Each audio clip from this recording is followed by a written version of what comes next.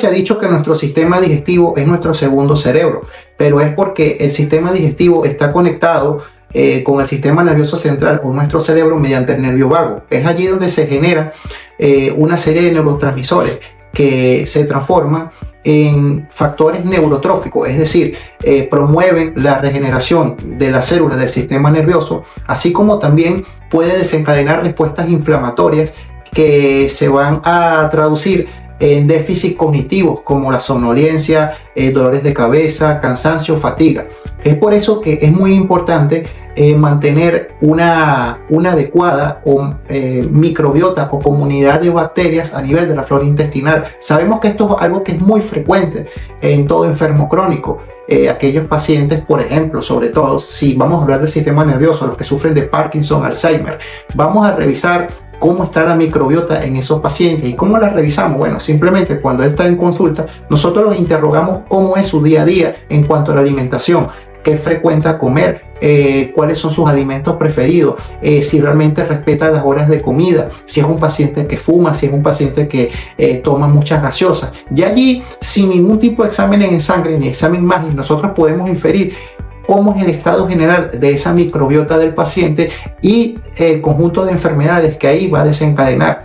Si es un paciente con deficiencia de butirato de sodio, es un paciente que tiene una ingesta diaria baja en fibra. Él no consume tubérculos como apio, cumo, ñame, no consume frutos rojos, fresas, kiwi, moras. Ese es un paciente que casi no consume legumbres vegetales como el brócoli, como coliflor, etc.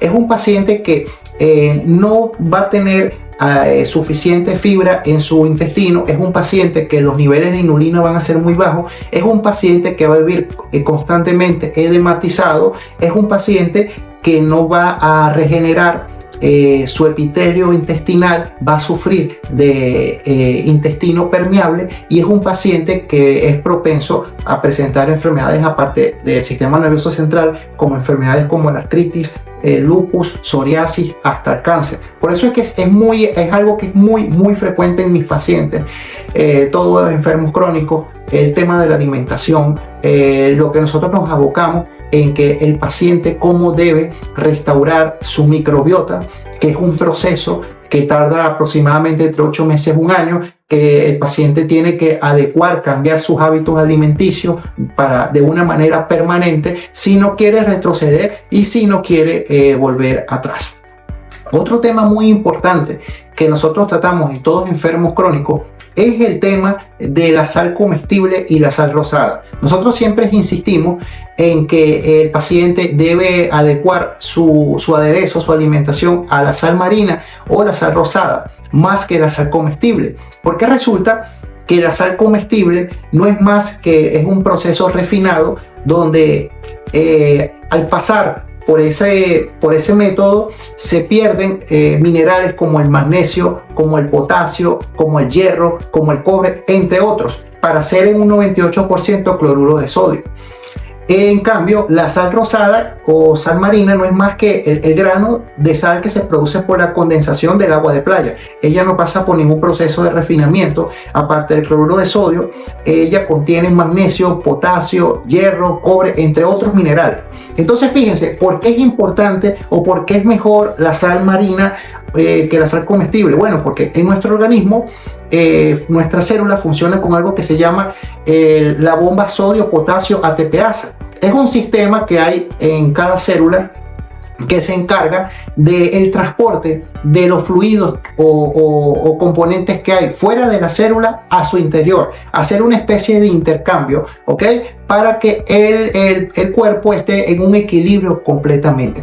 Pero para que se dé ese intercambio de líquido constantemente en la célula, tiene que haber, aparte del sodio, tiene que haber el sodio, aparte del sodio tiene que existir el potasio, tiene que existir el magnesio, porque si no sucede eso, al prevalecer solamente sodio, va a pasar que por mecanismo de ósmosis el líquido va a estar solamente dentro de la célula y no va a salir. Entonces eso es lo que produce un edema generalizado y es lo que produce una hipertensión edema de partes blandas, abotagamiento, cansancio y una serie de factores que van a traer un mal funcionamiento de todas las funciones del cuerpo. Siempre nosotros recomendamos a los pacientes aderezar sus alimentos con sal rosada y usar o adecuar la costumbre de preparar lo que llaman el plasma marino o el agua de mar. No es más que siempre recomiendo como mecanismo de suplementación de oligoelementos constantes, sobre todo esos pacientes que hay un intestino permeable, que no absorben nutrientes, pacientes que vienen de un estado de malnutrición. Bueno, yo siempre en mis consultas les recomiendo diluir 36 gramos de sal rosada en 1 litro de agua.